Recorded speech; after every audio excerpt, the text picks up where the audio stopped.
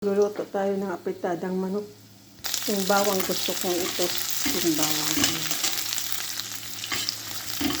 Ito yung gagawin natin.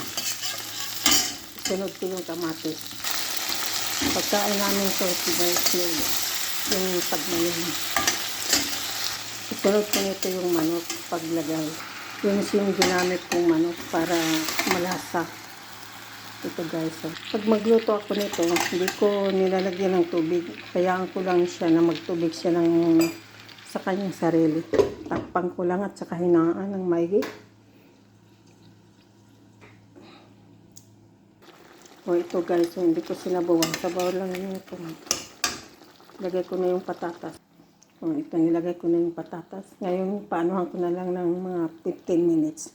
10 minutes to 15 minutes para luto na. Yan guys. Guys, ito na yung resulta. Yan na guys ang resulta. Ito na siya. Bye!